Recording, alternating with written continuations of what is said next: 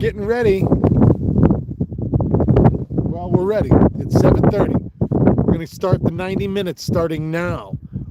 So I got out here earlier. I haven't fished yet, but I did look around at another spot. I see a friend of mine over there pulling harnesses, and so I wanted to see what he was on. I didn't see any great pile of them. I didn't look long. I looked for about 10 minutes. But I left it real quick. It was deeper water. I was going to jig, and I said, well, I'm going back. I'm going to the rock, and we'll see what happens. I just spot locked. I just put the trolling motor down and spot locked. So stay tuned. Let's get it going. Here goes 90 minutes starting now. You guys hang tight. I'm going to get my rods out. And we'll be fishing here momentarily. I'll give you the beautiful view of the StarCraft 188 DC Pro.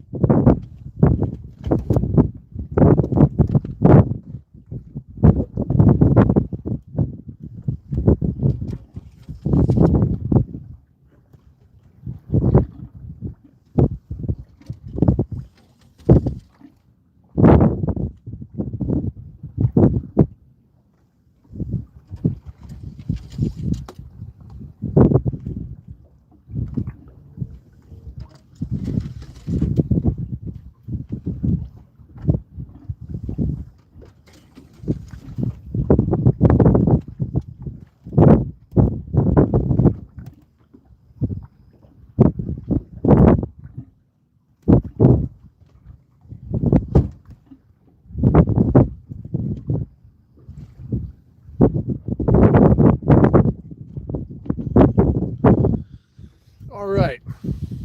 I think I'm going to start the morning. So I'm on a piece of structure that's bare rock and rock to sand transition out in the deeper water. You can see the marker buoys up there. So that's the shoal that I'm on. And Merlin, what's up, buddy?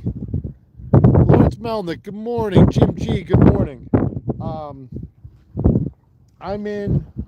I'm right on the edge where the rocks go into Deepwater Basin. And so the rocks are ending right here. And typically the smallmouth and the walleyes will cruise that line looking for food. So out here in this little deeper water, again, I'm in 19 and a half feet. If I cast downwind to myself this way, I'll be casting out into 22, 23 feet. If I cast that direction, I'm going to be casting up into about 16. So I'm going to start out here parallel. And I'm going to throw homie around for a few minutes and see what I can find here.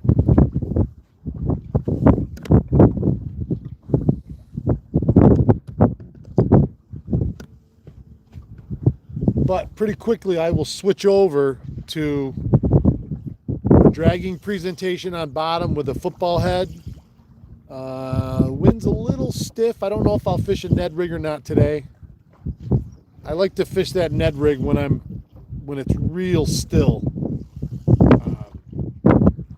For me, the Ned rig is super finesse. I watch the line very closely. So if you don't have the right conditions, I don't see it like I would like to, and so I typically don't fish it.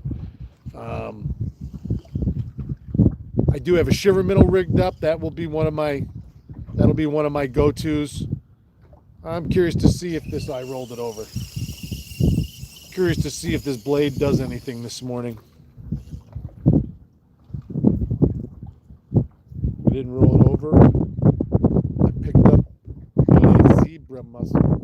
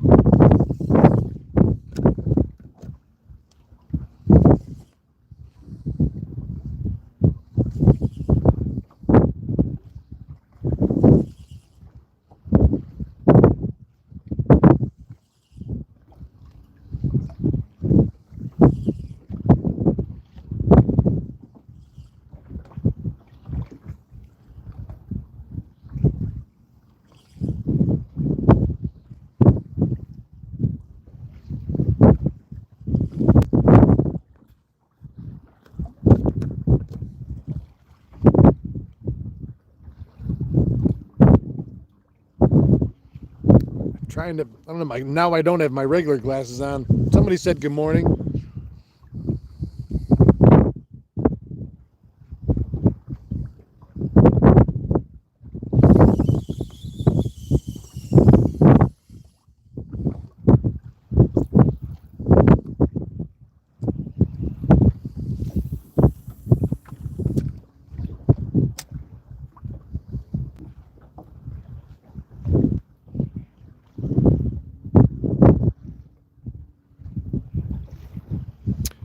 Yeah, this is on my phone, John. John said I need a windsock.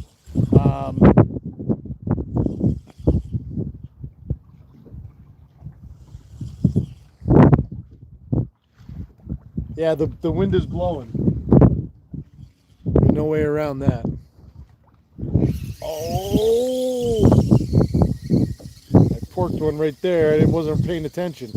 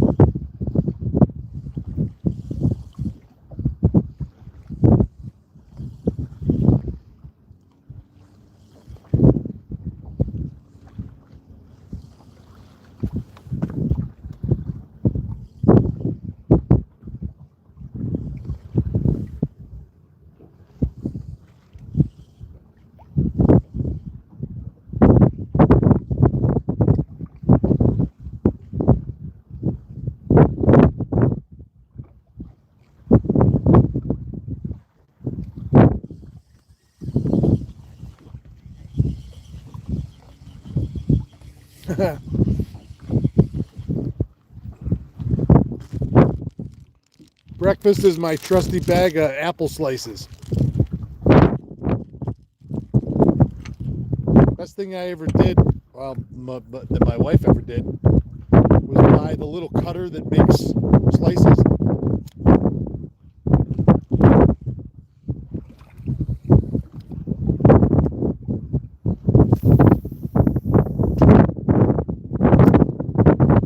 What's that old saying? Apple a day keeps the doctor away?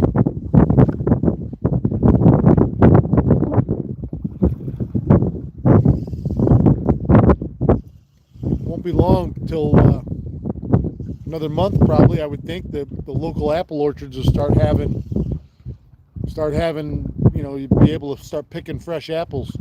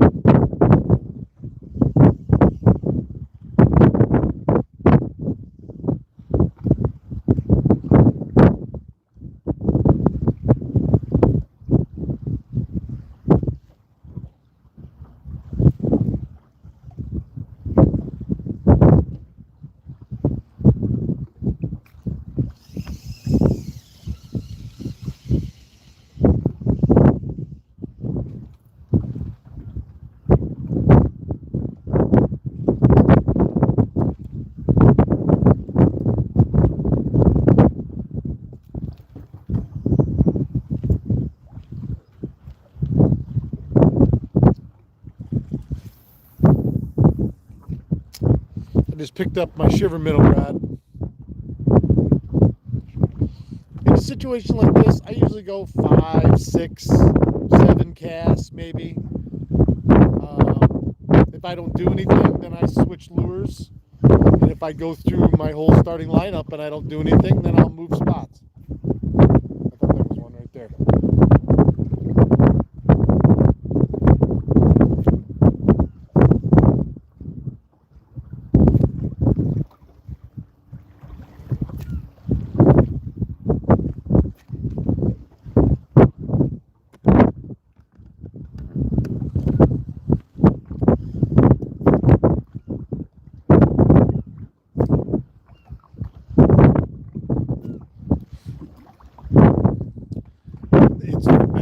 not going to be able to remember the guy's name.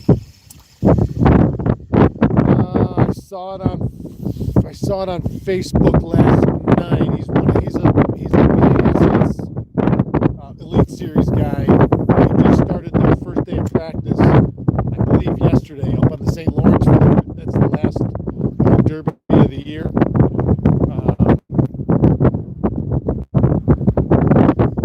Yesterday, in his first day of practice, first fish of the day was 8 pounds 1 ounce. It was like 4 or 5 ounces off the state record. Crazy. That fishery up there is so amazing. Walleyes, smallmouth, perch. It's crazy. It's such a big river. And of course, you got the northerns, muskies, all the other stuff up there too. I'm hoping to get back up there this weekend. We may go up and see the weigh-ins on Sunday. We did last year. It was fun.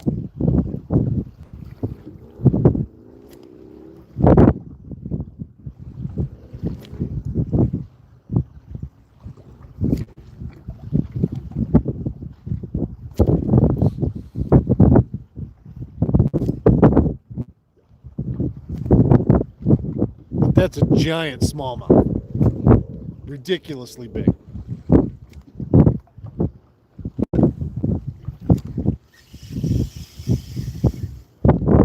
Ah.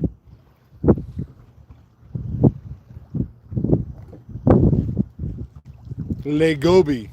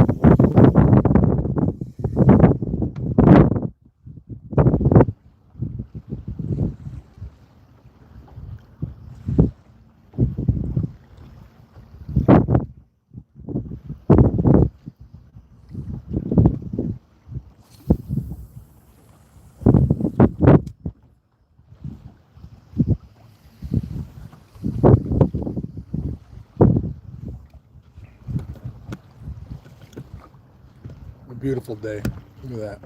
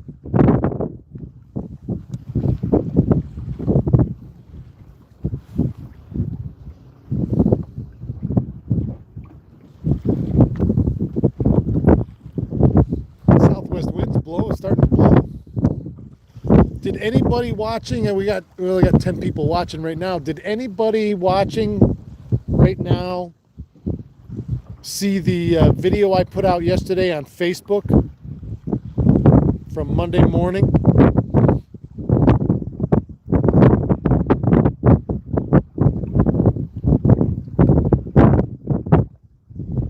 I was talking about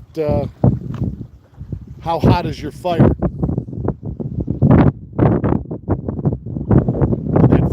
Whatever you want in your life, whatever you want your life to be like, whatever you want is what that fire represents. And how you mend it and tend it and stoke it is everything. You know, there's no one's waiting around the corner to come give us something to make our life great. It's all about us putting in the work, but it's a lot of things. It's mental, it's physical, it's focus driven. It's not allowing other people to rain on your parade or to douse your fire. And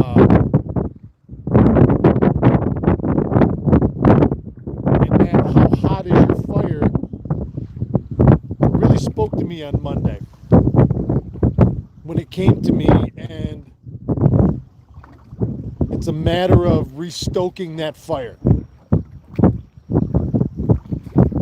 making sure that the people around you can't put it out. You don't let other outside influences have that much of a say in how you live your life or how you tend your fire, you know. And whatever you got to do to get that, you know, cutting torch is focused heat that is so direct and so hot that it cuts through metal, cuts through anything. That's your fire. That's my fire. That's what's inside us. And that's whatever we want to do, whether it's work, play, relationships. I don't think it matters. I think that's a universal thing, and you can dictate that however you want. Big, beautiful monarch butterfly. Look at that. I don't know if you believe in signs, but we're talking about your fire, and just out of nowhere, this big, beautiful butterfly shows up. Like that to me acts as a reinforcement. When we start doing things that are aligned with our purpose in life, our soul's purpose on this planet in this lifetime, I think we get those little things, and a lot of times they're animal of some sort, and they just come by, something you don't normally see, and it just comes by, and at the right moment, at the exact moment, and it shows us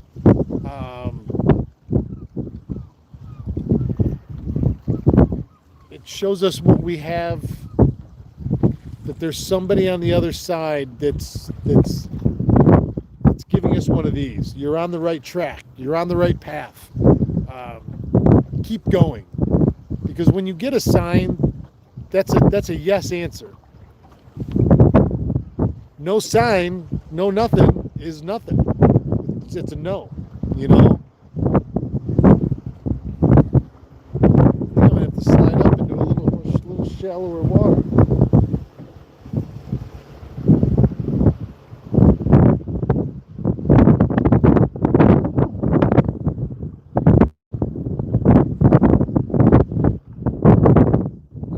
Right now, and I'm not feeling any rock out here, so I'm right on the very edge of it. So I'm going to slide up into a little shallower water today.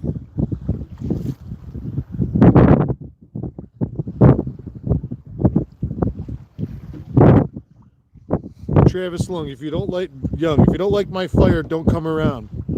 Yeah, I think that those.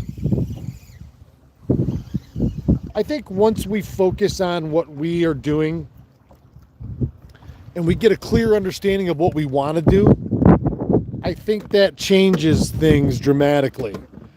And I think naturally the people that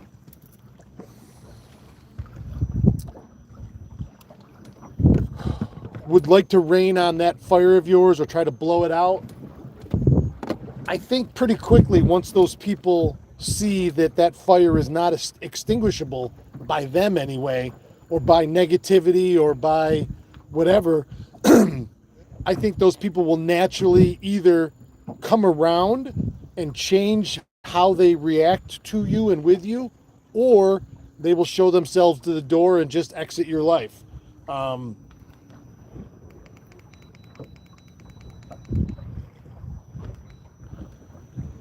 think that's a natural cleaning out process. All right, I just came off spot lock and I'm headed up into a little shallower. I wanted to show you real quick what I mean and what that looks like. Let me turn the camera around.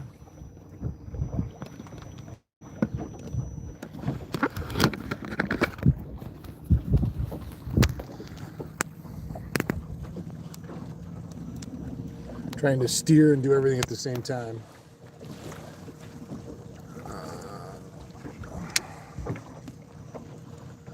Oh, come on, man.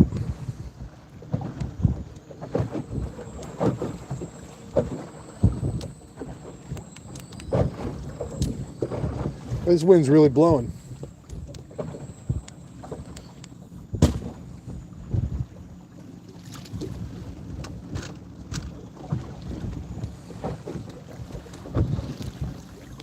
And I got to pay more attention to what I'm doing here with my, I'm just going back and forth. But you can see right in here, you can see that rock starting. It's hard, sorry, it's not zoomed, it's not.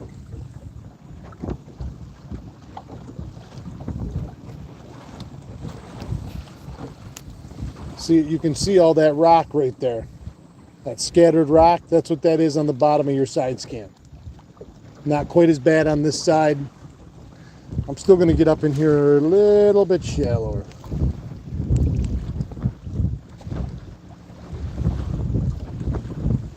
We're coming off the green. I'm going to go up into that yellow. If I can pay attention and keep straight.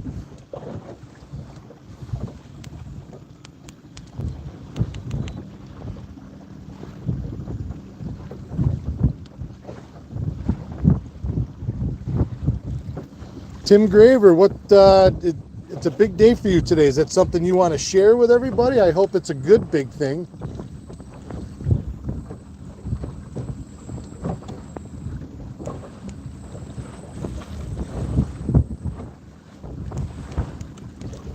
Merlin, if your fire is bright enough, it'll light your path. That's true, man.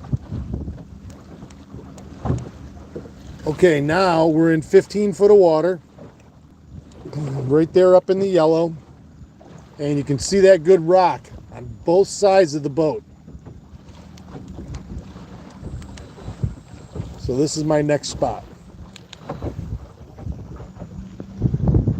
Spot lock engaged.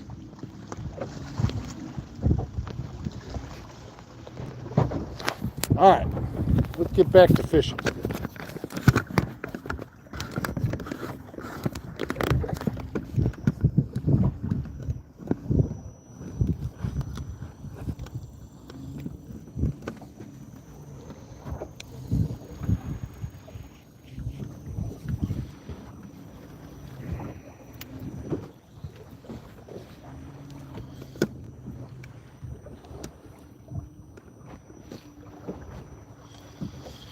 All right, man.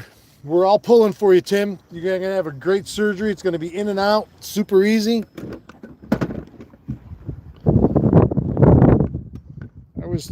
When we were doing that, I was trying to figure out what fell on my boat. I heard something thud on the floor. It's my breakfast.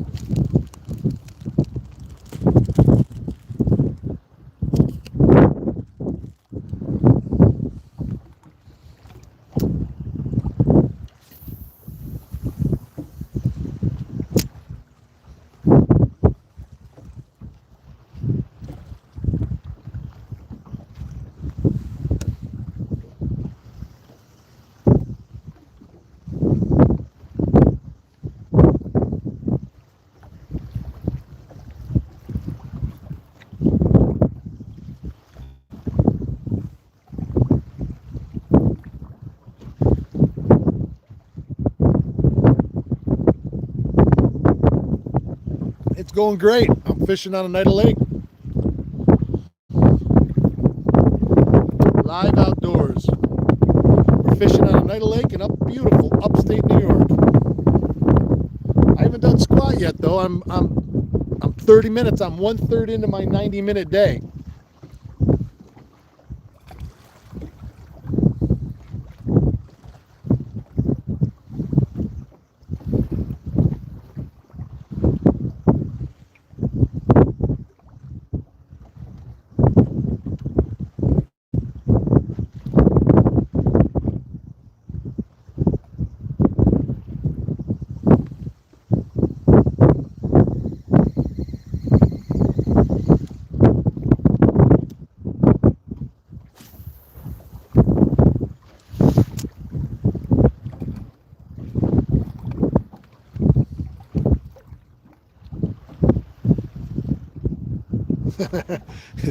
Better than being at work. Well, that's true.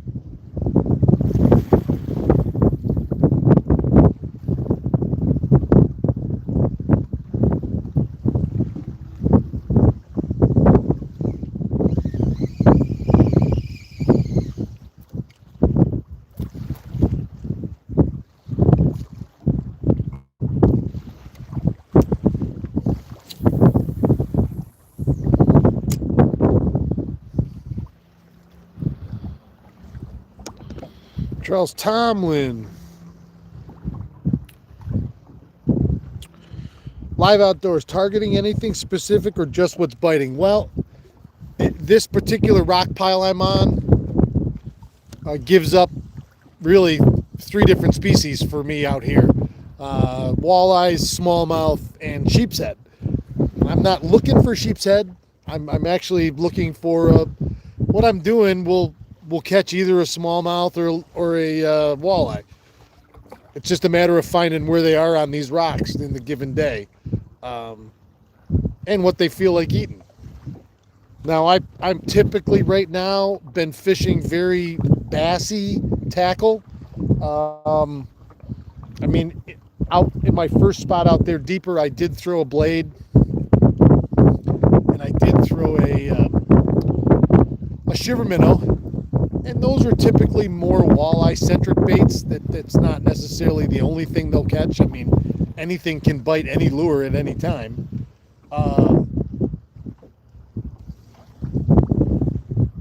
But yeah, my primary target most of my days is a combination. It's smallmouth and walleyes. Now, if I was out in 30 foot of water jigging this morning, which is where I looked, that would have been, I'm walleye fishing. If anything else happens along, great. But that's, I'm only chasing one certain thing in that setting. In this setting, there's multiple things that live on these rocks. And as a matter of fact, when I started fishing the rocks a month and a half ago, I was really looking to target just smallmouth. I have probably 4 or 5 to 1 caught walleyes to smallmouth in here. Matter of fact, I've caught more sheep's head in this area than I have smallmouth. So, and they're here. I don't know if maybe they're more selective. I don't know. But what I can say is that the smallmouth in this area have not come through nearly as much as the walleyes and the sheep's head have.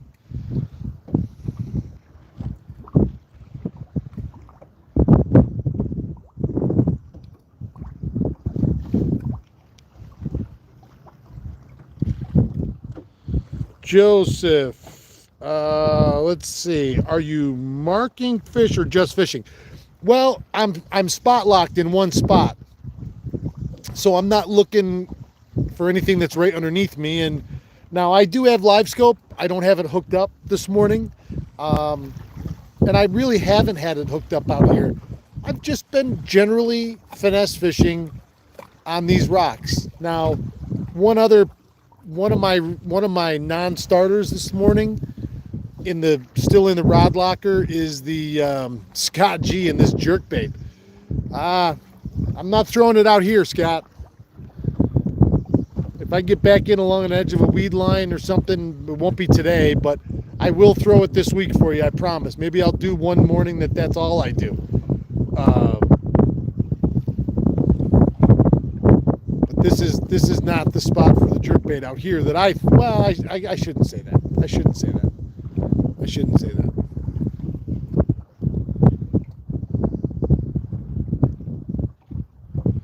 Live outdoors. Lake we fish in Canada is the same for walleye. Then on the sunken rock piles, more for smallies. Yeah, again, the majority of the walleyes that I've caught here in the last month and a half on these rocks, I've been bass fishing. Like that jig right there. That's a bass jig. I'm just dragging it on the bottom. But don't think that walleyes don't eat crayfish. If they're living in and around the rocks like these fish are, they're eating crayfish. Now they're also eating gobies, and these gobies live in here on the rocks, which is why I throw that little glow brown goby shiver minnow around. I don't want to change. I'm just going to change my dragging bait. I want to keep doing it.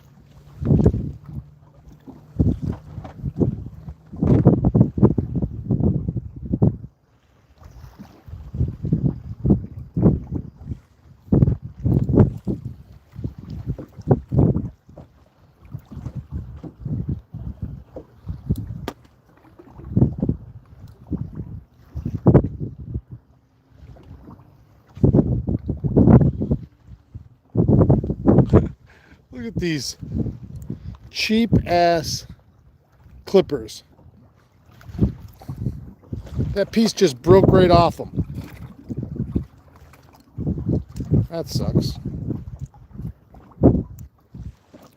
I like nail clippers in a lot of situations when I'm tying or cutting knots or whatever. The whole thing's broken now. Great. I just think nail clippers a lot of times are easier. You get a much cleaner cut. But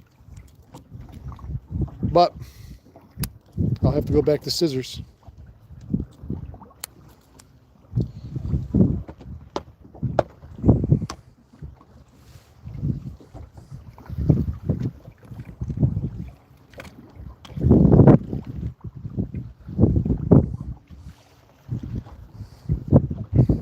So that's a Rapala Crush City bait right there, just on a bare 3/8 ounce Kitech tungsten jig head. I gotta take my sunglasses off so I can tie a knot. These eyes don't see like they used to, all smiling.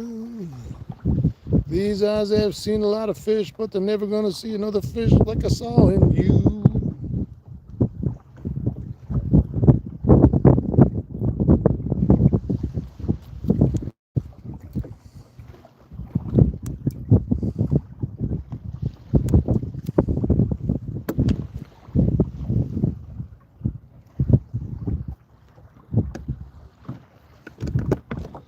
Let's see.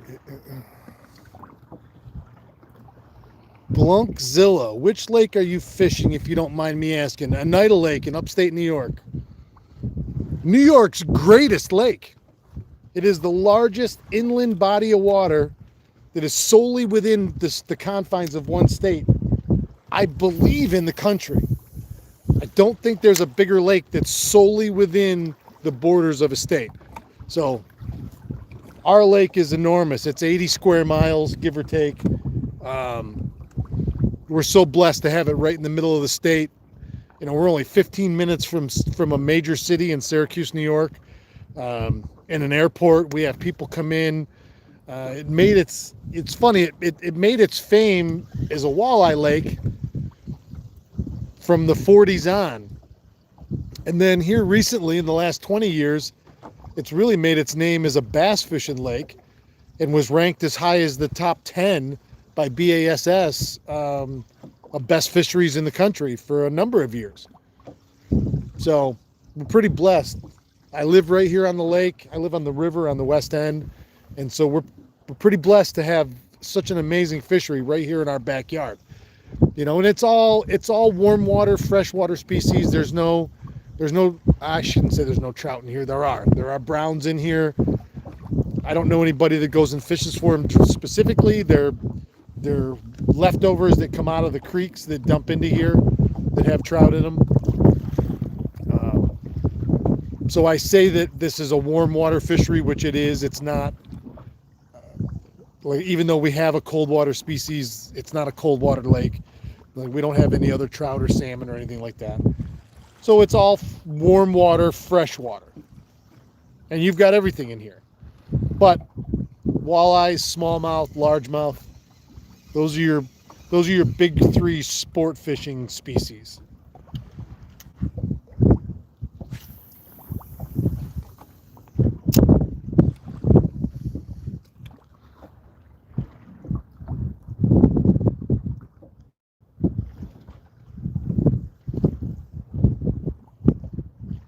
So Live Outdoors, I bought a set of Rapala clippers.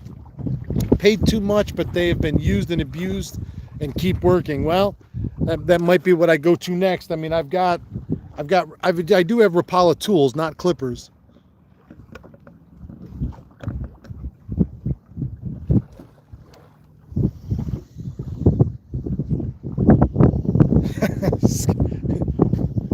All right, Scott, you have beat me down, brother. Before the end of today's 90 minutes, I'm going to throw the jerkbait for you. He said he knows where I'm fishing. He catches them here. So I'm going to throw it for you, buddy. I promise, before we're done.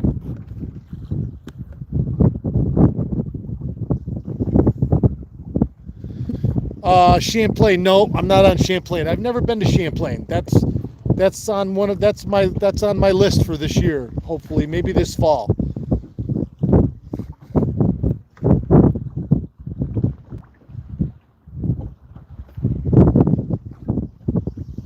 Just sub. Thanks, brother. Or sister. I don't know who you are.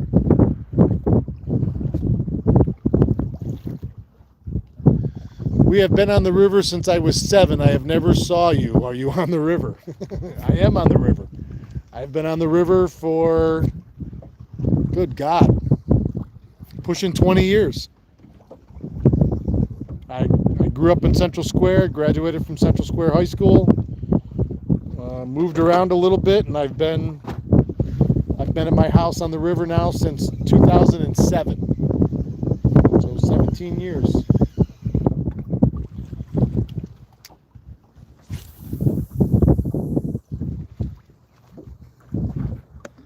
I live really close to Lake Winnipesaukee.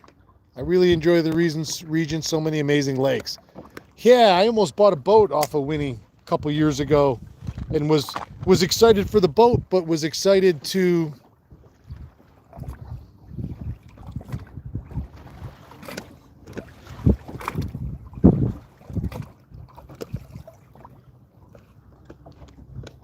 Boy, you think this guy sees me? I look up. He came running across the lake, sat down right in front of me. Now he's got trolling rods out, I think. And he's coming right for me. This would be interesting. Well, he sees me.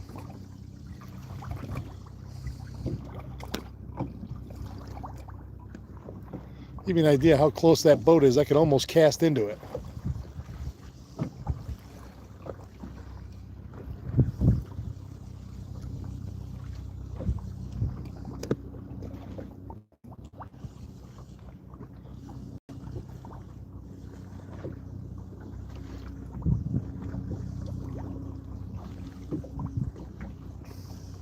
Look at this.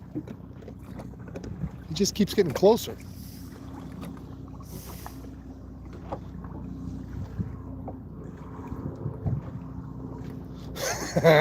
That's me coming over to tell you to jerk bait. Ah, Scott, I love it. Look at this. Holy shit.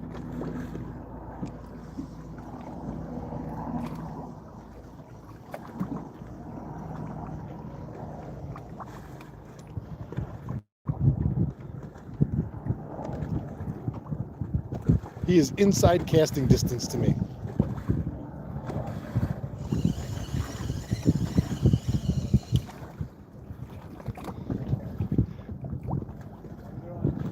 Good.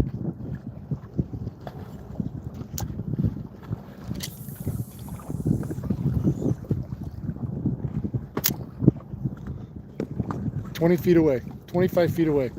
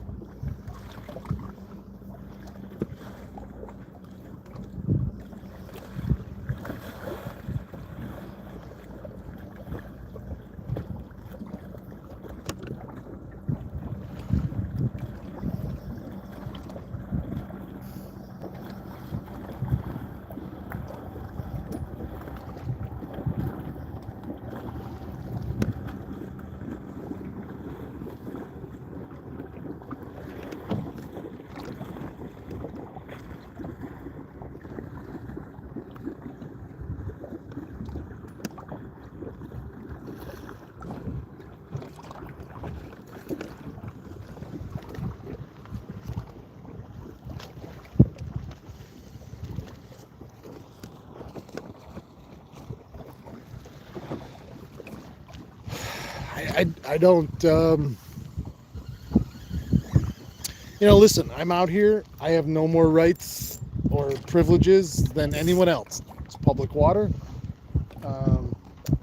He has every right to do that. I have a big emblem on the side of my boat.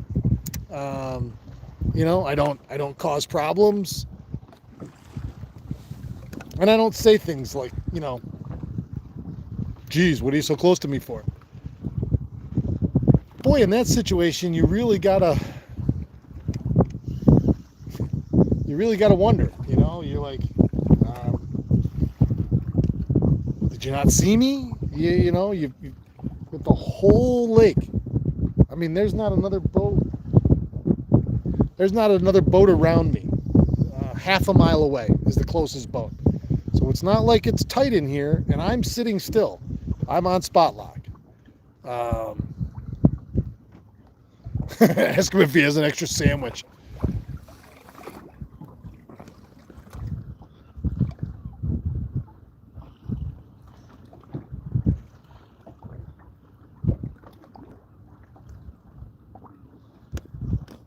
Yeah. I should have asked him if he has any Grey Poupon.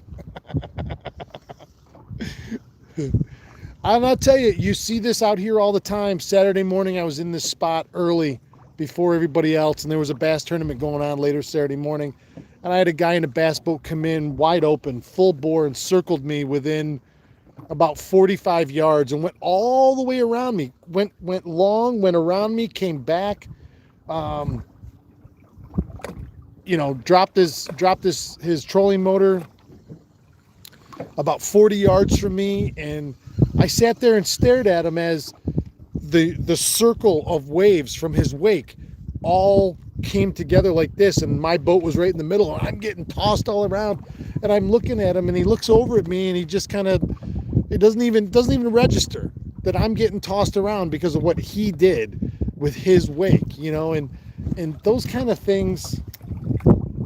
Maybe he wasn't thinking about it, I don't know. Obviously, he didn't care, either one. But boy, it only takes that split second to be mindful of how your actions impart on everybody else, and I don't see the need for that. I've I'm in 15 foot of water. He's setting trolling rods only to go on the outside of me, when on the outside of me was the deep water he was looking for. So whatever. It's just funny. And that's one of those things that happens out here all the time. Not just on our lake, on every lake. And you guys just happen to see it firsthand. If I would have complained about it after the fact, you'd have been like, whatever. But like, that dude was close. Like, if I had somebody fishing on that side, they'd have had to wait till he drove by, because that's how close he was. We'd have casted right into his boat. Crazy.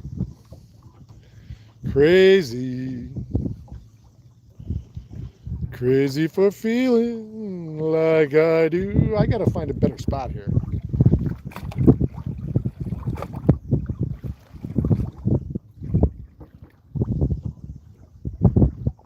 Because I'm halfway through right now.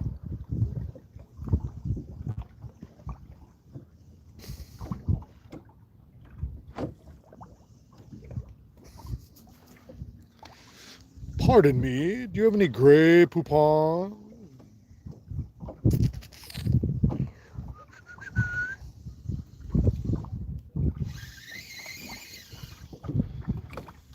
All right, let's change our scenery a little bit.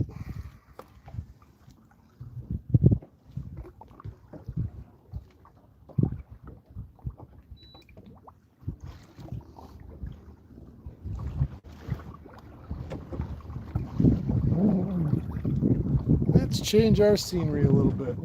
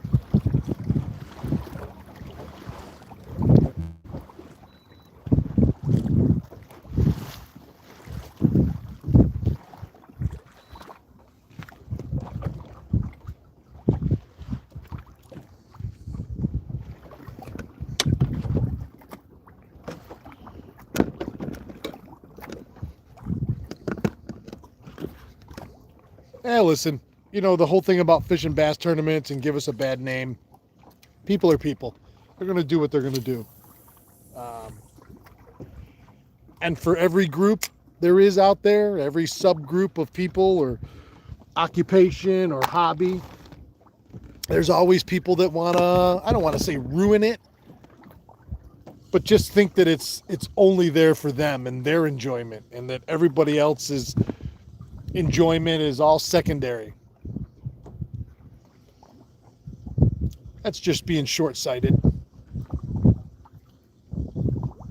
Which happens to the best of us.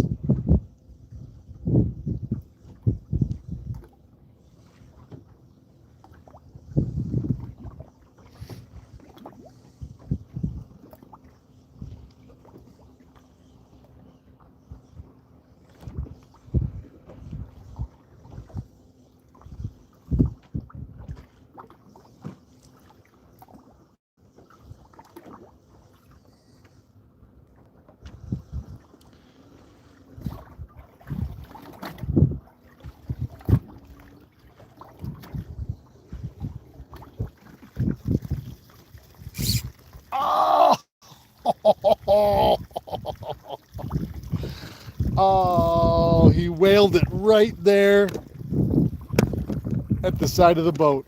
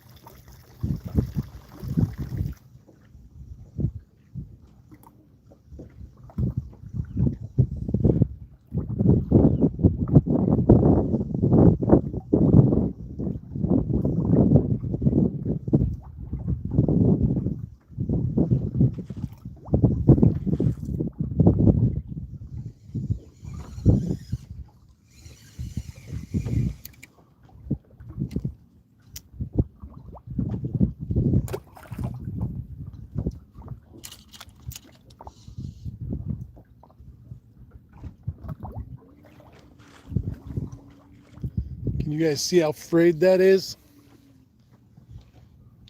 I can't tell if you can see it or not. I can't really. Yeah, there you go. That's my leader. That's why when I'm dragging, if I have a dragon bait on,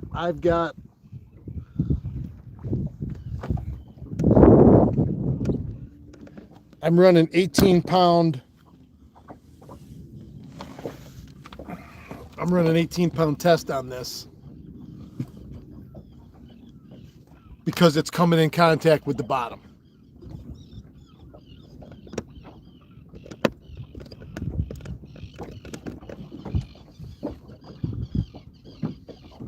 And one more bite, it would have immediately come apart.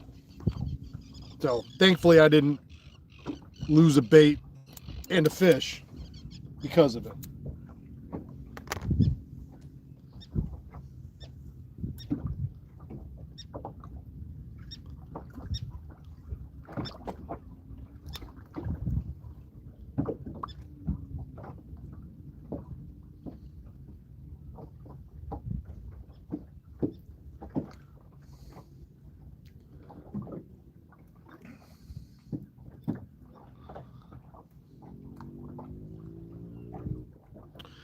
Yeah, B-Funkzilla. I love it. So his comment is, I hear a lot of guys say, this is my job. I'm not here casual fishing. I always shake my head. I mean, yeah, believe me, having been on the charter side of life for so long, me personally, I get that. So yes, there are guys out here that are making their living doing this. I don't think that gives us, more rights over the regular guy. You still have to coexist. So the regular guy is supposed to stop what he's doing or not do something in an area because you're there fishing a tournament and you want that spot.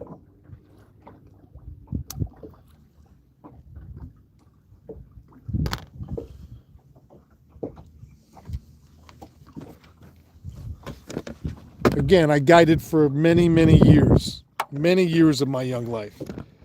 And used to hear a lot of people say that same stuff. I'm working. You should, like, somehow that gave them the upper hand in the argument,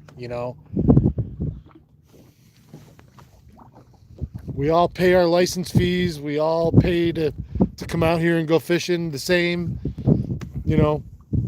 I don't own it any more than that guy that just went by me owns it. That being said, would I like a little bit of courtesy? Sure. In the grand scheme of things, he was near me for 5 minutes, and now he's gone, and I don't have to worry about him anymore. So,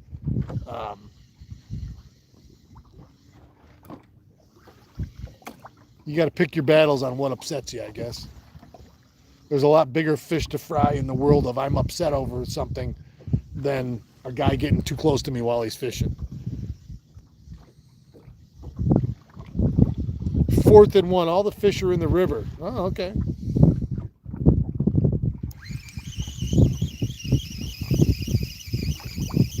I got some wheeze.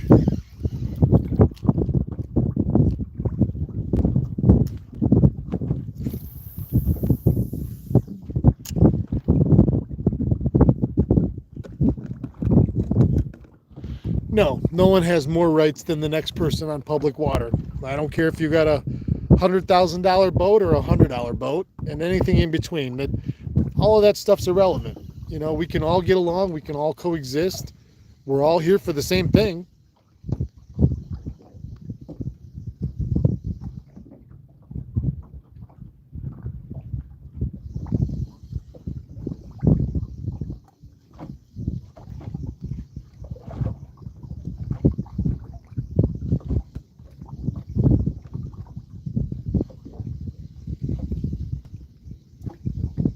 Boy, we're at 2/3 already. We're at an hour already. Tons of weeds on this side of the boat.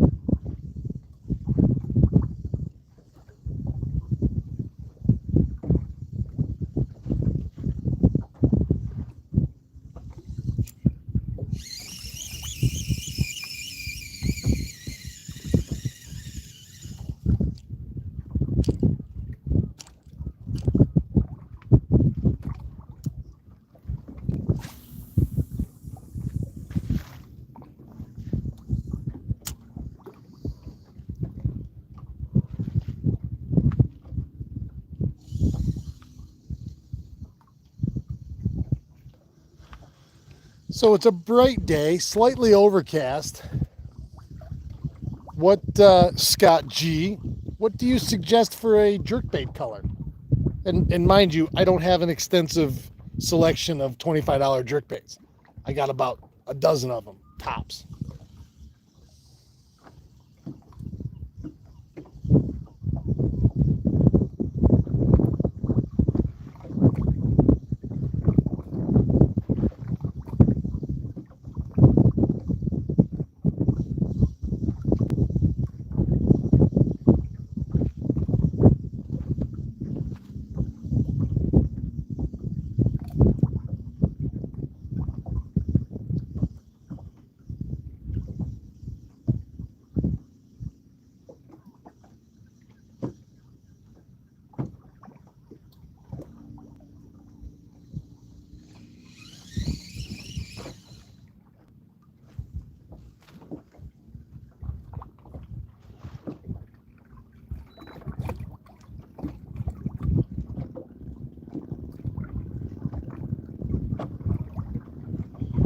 I'm going to move again here real quick.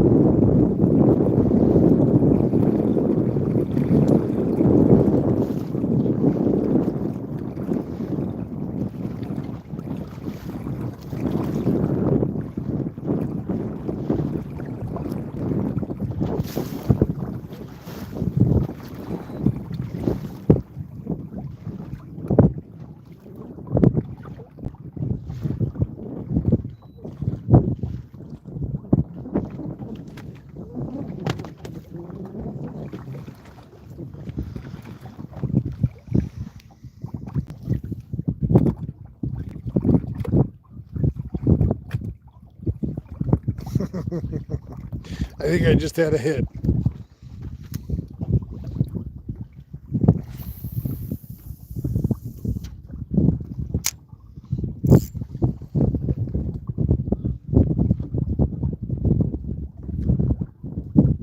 Well, I got 30 minutes left. I'm gonna make a couple more drags with this craw. The wind's died down enough. I'm gonna throw the Ned rig a few times, and then I'll finish up with the jerkbait.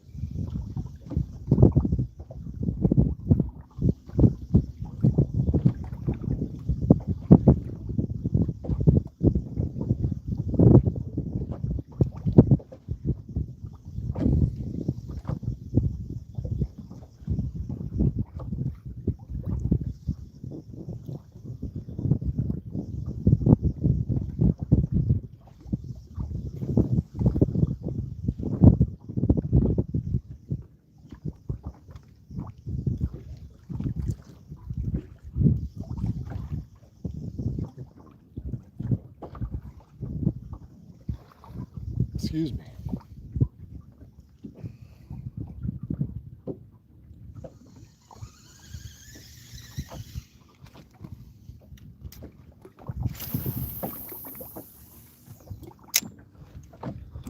Bum, bum, bum, bum, bum, bum.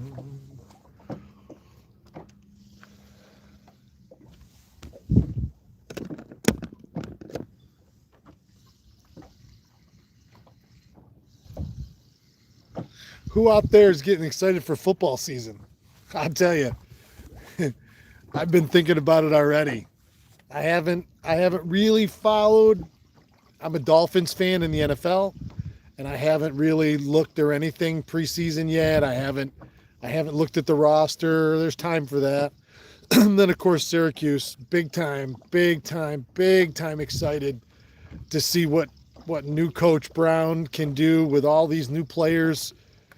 College football is forever changed. We saw that last year with this transfer portal and these kids being able to go wherever they want to go and leaving their schools, after the season and before a bowl game and all that kind of stuff. But He's got a lot of talent up there. And a matter of fact, it's probably the most talent we've had on the hill since Dick McPherson's days, since Coach Mack's days. So we'll see. Um, I'm really looking forward to it, though. Saturdays are better in the fall when Syracuse is a good team. You know, when Saturday Syracuse football becomes must-watch TV, which it hasn't been in years and years, that's when we're going to know we're back. You know, the amount of talent, just what, 2 weeks ago, Dwight Freeney, All-American at Syracuse, defensive end, defensive tackle, was inducted in the Pro Football Hall of Fame after his amazing career with the Indianapolis Colts. Remember watching him every Saturday. Boy, you wanted to see what he was going to do and how bad he was going to screw up the other team and what they wanted to do. And so I am really, really, and not to mention, we've got last year's starter for Ohio State playing quarterback. Again, we haven't had that kind of quarterback talent here since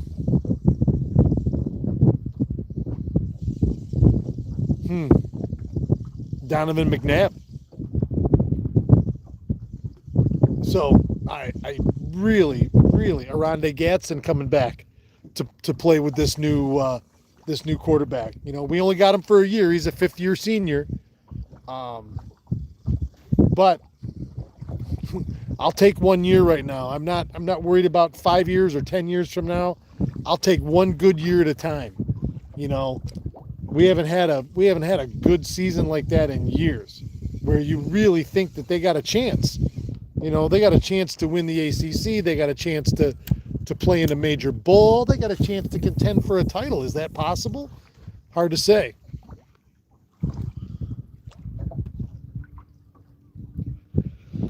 Yeah, being allowed to be paid changes everything. I still think the NCAA's got to do some work on the timing of it, and the kids can't also, now granted, they've been used and abused since day one in college sports. They have been, their image and likeness have made billions of dollars for the NCAA. So do they deserve a share of that? Yes, of course they do. But you got to remember, people like you and I are the ones that pay for college football. We pay to see it. We pay to watch it on TV. That's where the money comes from. And if you allow these athletes to just willy-nilly go back and forth and not have, what does that do to the programs? What does that do to the fan bases? What does that do to the revenue? When these guys can just, at a moment's notice, say, nope, I'm out of here, I'm going to another team, and walk right on that other team. Basketball is now the same way. I don't want to see our sports ruined. I want to see these kids make money in accordance with their talent and how much the school's going to make off them. I do want to see that, but there's got to be something in there that says there's a limit on how many transfers they can do or when they can do it. You know, those kind of things.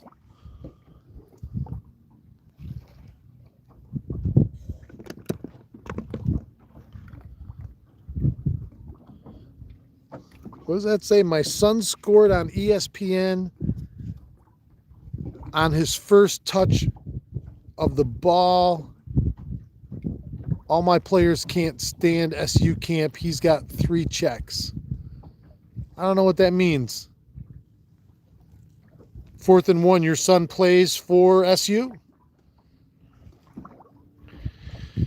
Derek Wilson, the transfer portal has ruined college football for me. I just think they got to tweak it and get it. You know, they went really player centric after all these years. And listen, in my opinion, they don't have a choice.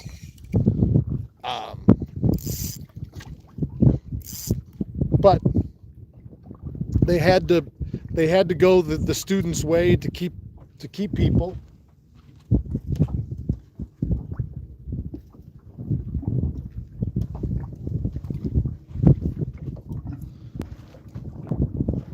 It's Ned time.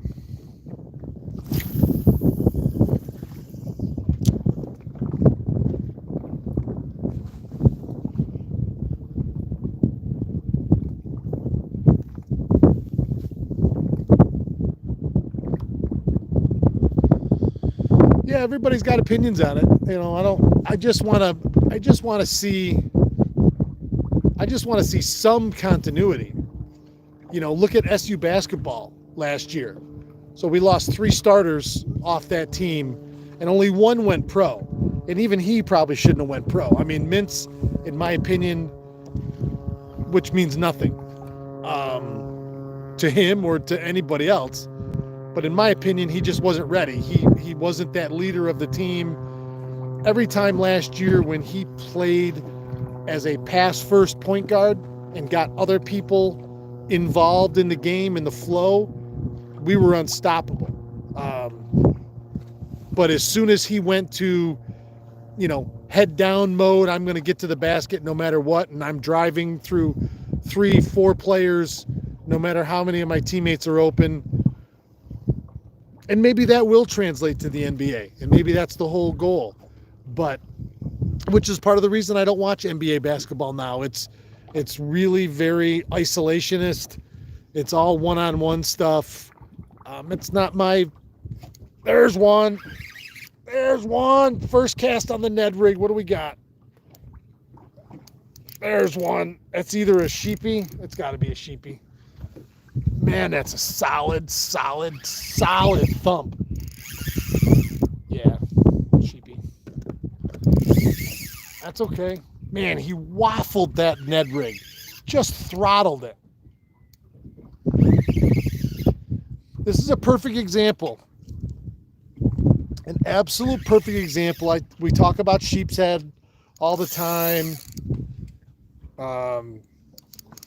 You know, I've had a lot of guys down here publicly criticize me because I say good things about sheep's head. You know, I had one guy last year go, "Oh my God, why do you like sheep's head? You can't eat them." I don't care about eating them. I rarely care about eating them.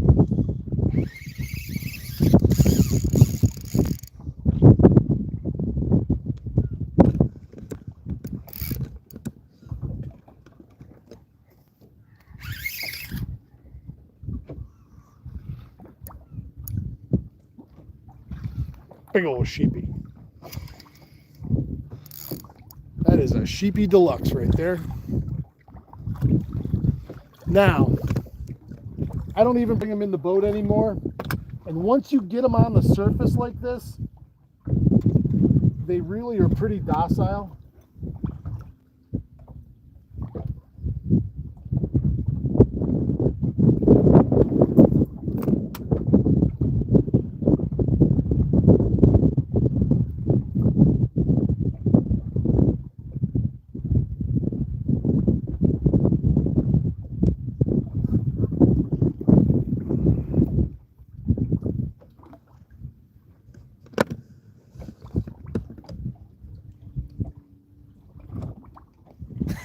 Yeah, baby.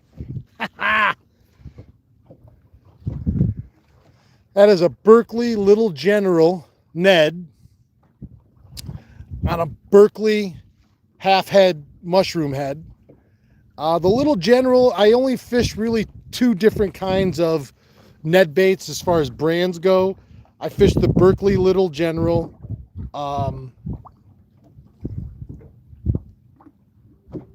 Because it sinks. It gets down a little faster, especially in deeper water. Not that it's deep here. It still stands up nice and straight. Or I fish the Z-Man TRD series, which float and they stand up perfectly straight on the bottom. And they also, it's a little different action as it's going up and down.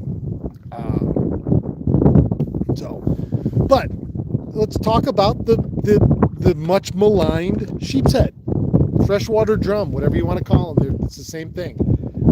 Like that right there, he throttled it.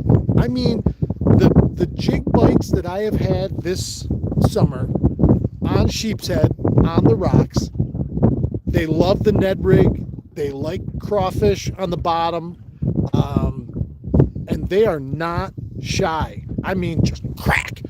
You know, I mean, you don't get a walleye or a smallmouth to bite like that. And you sure don't get a walleye to fight like that once you have them hooked.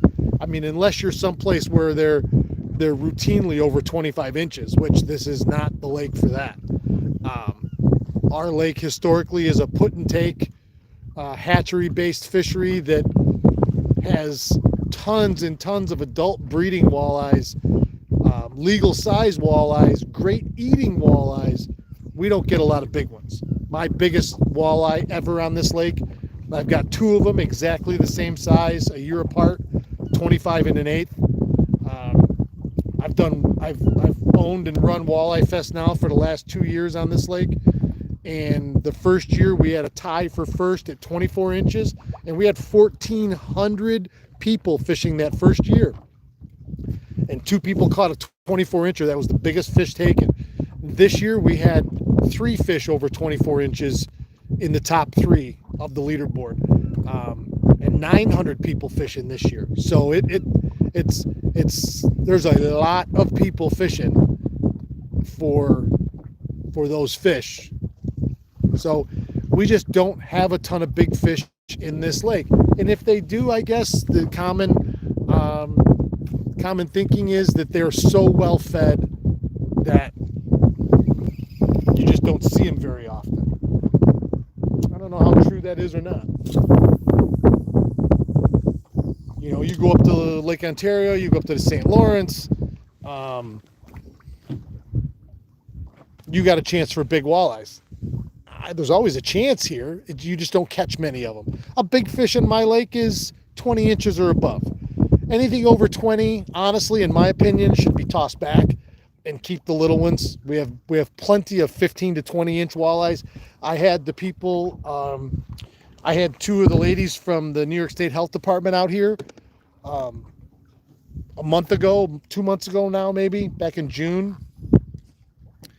And the health department came out with their newest recommendation, and the recommendation is this: eat the smaller ones. The bigger ones have more contaminants in them, more fat, more blah blah blah. Any species you want to target and you want to bring home a meal, eat the smaller ones. Oh, I just had a tick right there. Little ticky right on the old Ned rig. Right on the tip. Tick, tick, tick. Just the tip. Just the tip.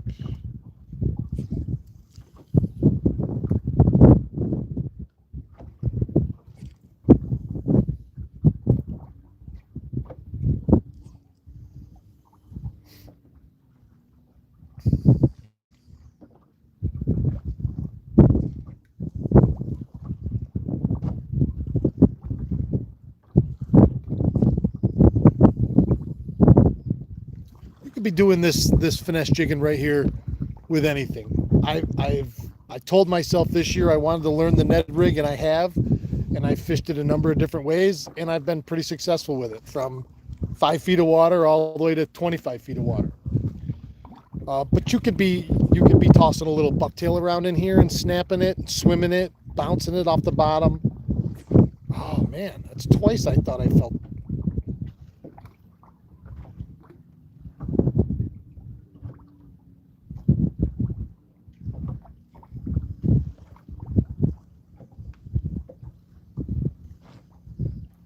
We got 12 minutes left.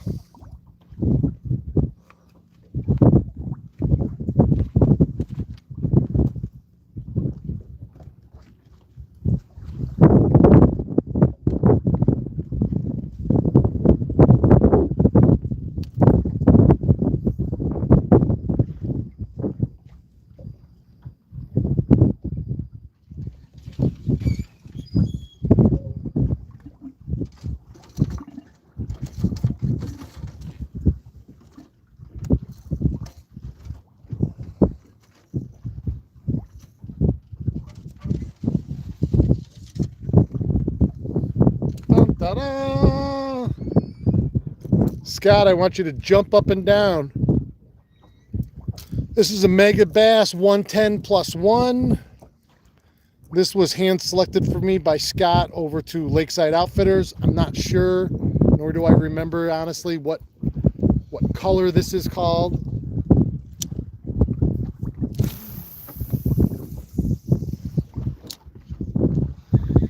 let's see how it goes.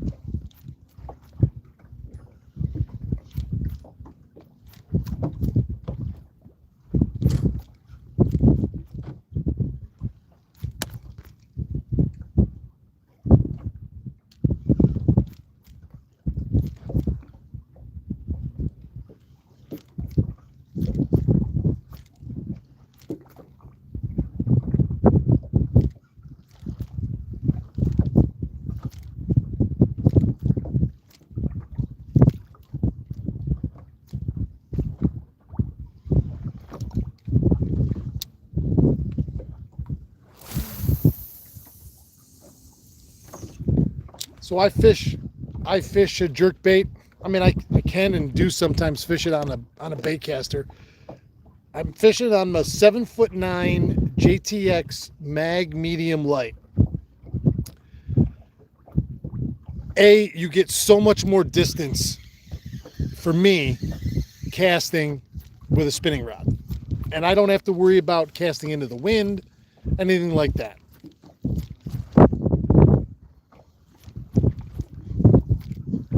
And this big long rod, I don't have to snap it nearly as hard.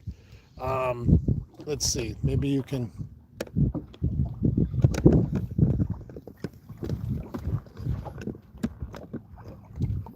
So my cadence is pretty fast. I let it pause in between.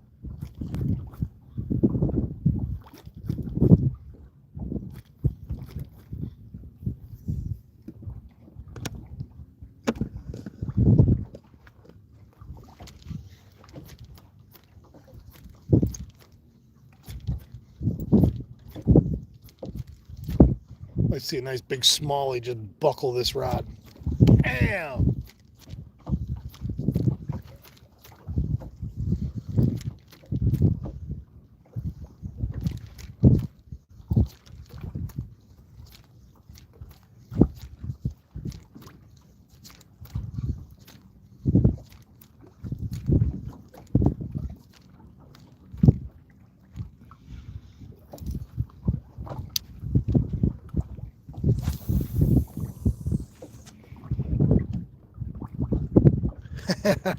Better have a grip on that thing. Hey, look, my buddy's back.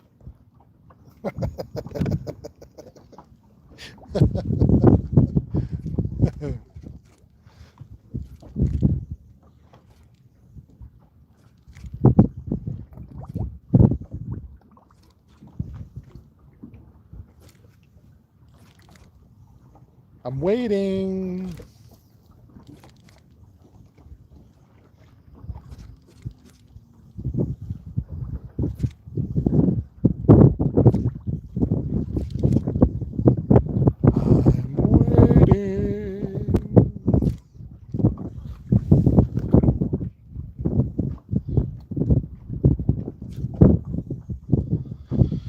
Fourth and one. Pulled my crawfish traps just now. What the F?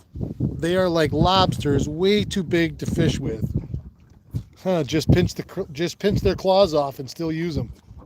They'll get eaten immediately.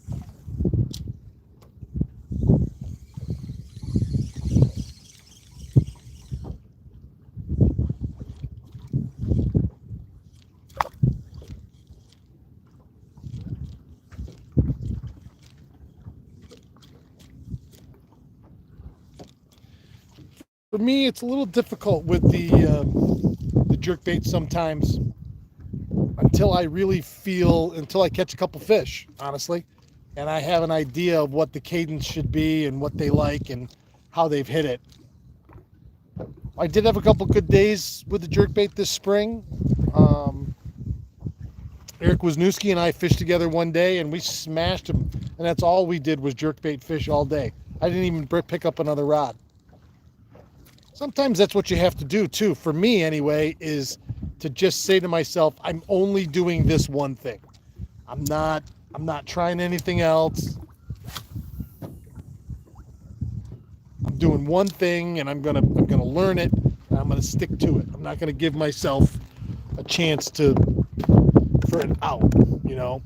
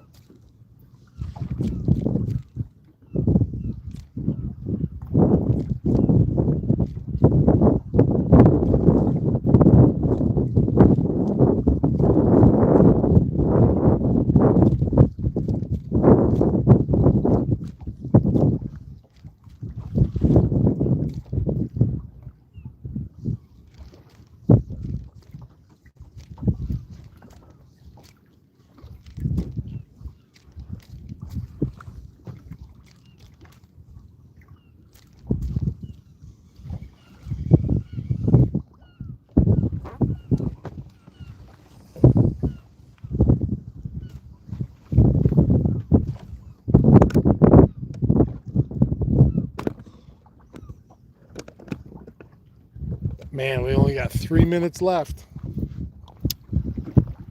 This is my last cast with the jerkbait.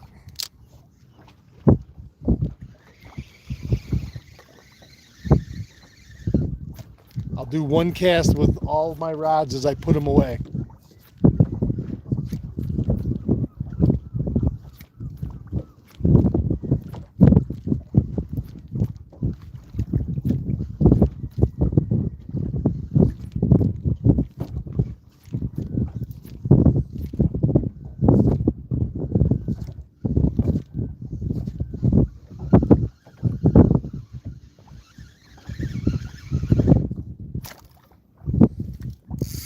A lot of floating weeds. A little tough to fish the jerkbait in this.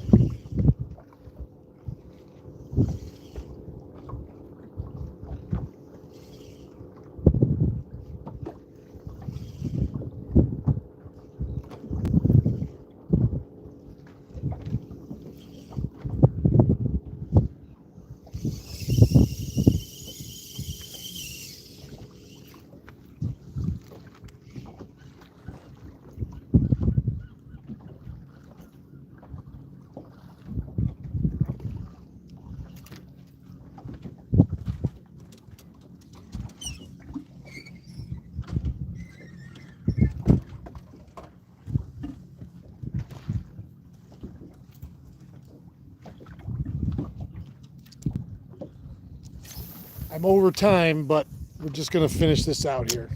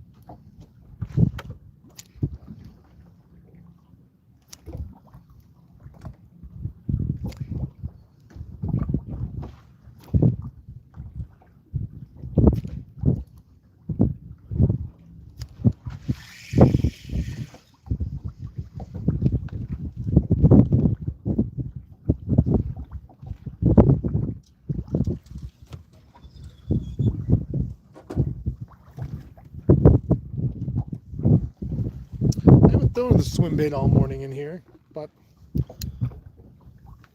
give it one last cast.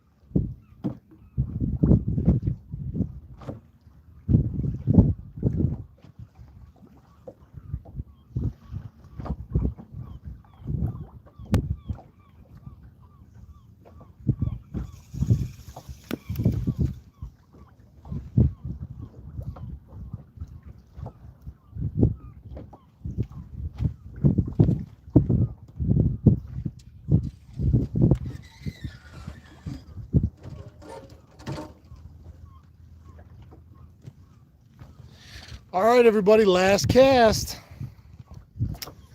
Last cast for love. Yes, it's the last cast. Last cast for love. We need a little bit of love here on this last cast. Remember, a last cast fish gets you another cast. It's kind of like make it, take it.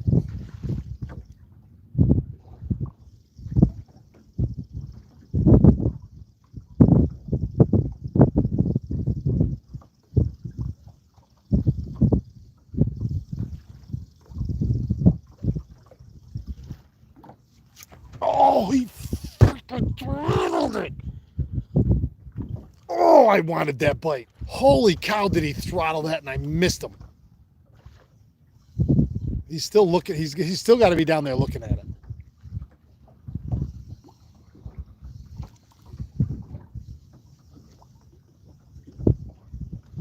Does it count if I get a bite and I didn't stick him if I get that cast again?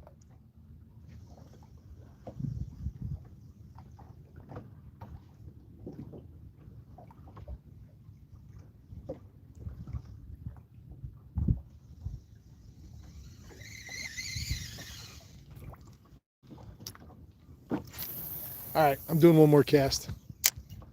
Executive order by the president of the Starcraft boat on Oneida Lake today. That's me. By executive order, I hereby decree I get another cast.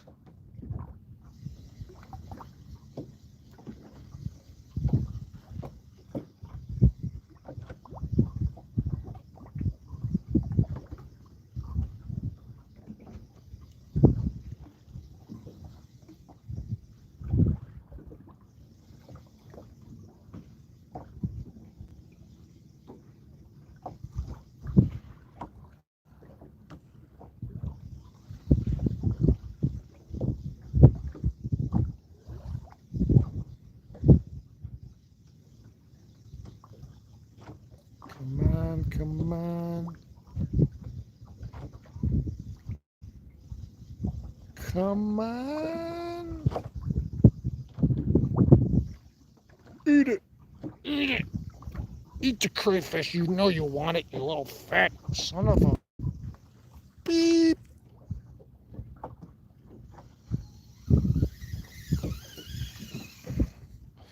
That's it, boys and girls.